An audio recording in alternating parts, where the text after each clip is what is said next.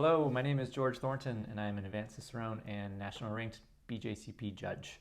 Today we are going to do a bit of a BJCP style walkthrough or style guideline walkthrough for category 8A, which is the Munich Dunkel.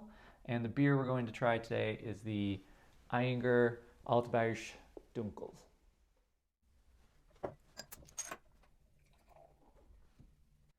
So we have this lovely example of the Munich Dunkel style, and this is again the Ayinger Altbayerisch Dunkel. My German may not be super great, but there you go. So this is from the BJCP recommended examples for you to try. And what we're going to do today is I'm going to go through kind of a full demonstration of the BJCP score sheet, or if I were to be studying for either Cicerone or the BJCP exam, this would be a good way to walk along with me and kind of compare notes essentially.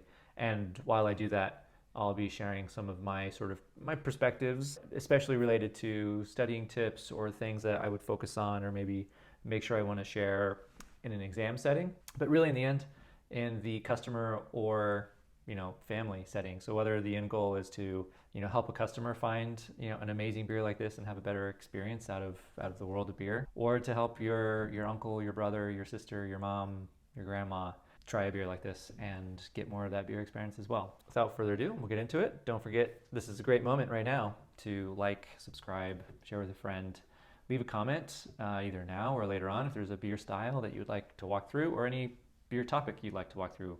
First thing I like to talk about is aroma. So I just poured this beer pretty recently, and I'll take note of the color and everything like that, but I'm going to focus on aroma. Very nice chocolate Tootsie Roll. I'll call it dark, what's that cake? The German chocolate cake, or like in a Black Forest chocolate cake. Can't believe I forgot that one. But very rich chocolate mixed with some milk chocolate, mixed with some cocoa powder, all of this kind of intensity of chocolate, and very much layered in terms of the variety of chocolate descriptors I could use. And in terms of bready descriptors, I can get dinner roll, I get honey, I get some bread crust, and definitely like toasted bread with honey on it has definitely a little bit of that character. And then some really lovely nutty characteristics like toasted pecan or toasted walnut, even like toasted peanut. My malt intensity is medium low. My hop intensity, very low.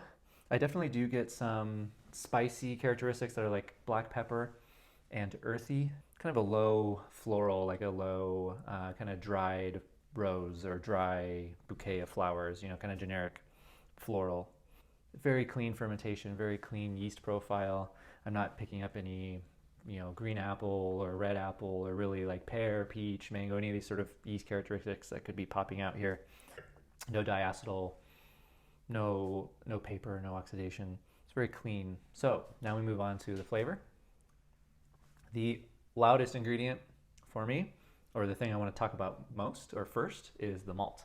The malt intensity here, I'd say medium low, and I would describe it again as chocolate powder, like Dutch cocoa powder, a little hint of dark chocolate, but more along the lines of like a chocolate ganache or a milk chocolate, kind of stuck in between that territory for my chocolate descriptors. Milk chocolate sounds like a really good one, like Nesquik milk chocolate. Definitely bringing up childhood memories of Tootsie Rolls and chocolate milk, that sort of stuff. Yoo-hoo, Then I still have some of this nice honey, dinner roll, and graham cracker. My bitterness is very low. Hop flavor I would describe as, again, just very subtle, grassy, floral, with a touch of black pepper, and I would call it very low again for all those flavors. For my yeast flavor, I say again, very low. No esters. The lingering or the aftertaste is towards the malt, and it's that chocolate ganache, Tootsie Roll, cocoa powder, milk chocolate sort of territory. Quite nice. Okay, so with my intensities, that tells me that this is a malt forward beer, and now we're going to go into the mouthfeel. We have a light body with a medium carbonation, just off dry or maybe just at dry. It's definitely not bone dry. It's at the dry or just off dry territory. And this is in part being contributed to, or I should say the perception of malt sweetness or sweetness is enhanced by the lack of bitterness. The bitterness isn't playing a very large role in combating or canceling out the malt sweetness. So then my perception in my brain is that, oh, this is a very sweet beer. But then when I think about, do I have sugar lingering on my tongue, which would actually be what I'm trying to describe when I say, the finish, is it dry or sweet? I would say this is dry or just off dry. Either of those I think work really well. Of course, on a BJCP sheet, we want to be very precise. So I would probably lean towards using off dry for my perspective. Then in terms of alcohol warmth, none. Creaminess, low. So now we go to appearance. So for this beer, we have just a lovely mahogany, chestnut, brown, little touch of ruby. I'd say very good clarity. It does look like there's a touch of kind of haze in there. This is the unfiltered version. So we have a little bit of suspended yeast in there, perhaps. Just a gorgeous, gorgeous beer. Tan head, very consistent bubbles, one or two large fish eyes in there, but mostly I would say foamy, frothy with a consistent bubble. And you can see we have a little touch of lacing clinging to the glass there. Very nice, very beautiful.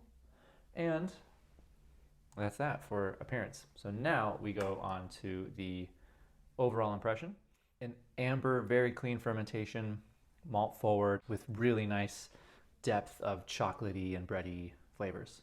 That's it. I write that on the score sheet there, and then go from there. And I could, if this needed any tweaks or anything like that, I might suggest some improvements. But as far as this beer goes, and I'm kind of in the mindset here in this video, and perhaps if you're watching along and you're studying for one of your exams, then we're in the mindset of, okay, we're drinking one of the classics. So we want to think of, what is it about this beer that makes it a classic? Why did the BJCP choose, of all the beers that are called Dunkel, to say, hey, if you want to taste one that's pretty much on par with what we notice as a pretty good standard for the people who use the word Dunkel on their beer, then try this beer. So we want to get in line with that. So what I do then is I go and I read my overall impression from the BJCP score sheet here, or not score sheet, from the BJCP guidelines here. And a traditional malty brown lager from Bavaria, deeply roasted, bready malt flavors without any roasty or burnt flavors, smooth and rich with a restrained bitterness and a relatively dry finish that allows for drinking in quantity. That overall impression is a bit more detailed than what I described in my elevator pitch, but it's pretty spot on. So if I were in a judging environment, I would align my score with saying this beer pretty much describes, or that overall impression pretty much describes what this beer is. So the score needs to reflect that. And if it was off for any reason, then we can go from there. The things I'll point out as far as the style and things I've noticed in the market is that people tend to want to make the style almost black. And you can see here, at least with this example, it is not black.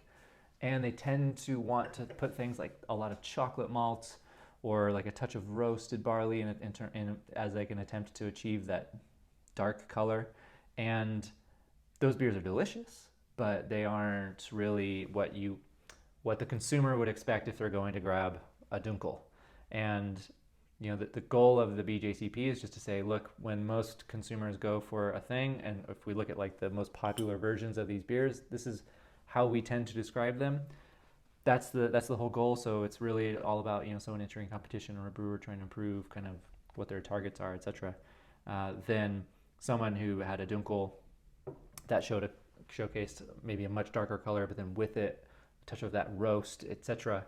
Say like, well, that doesn't really actually fit into what most people would think of when they think of Dunkel. So maybe you go back to the drawing board and see, okay, maybe this is a different style. Perhaps it's a Schwartz beer.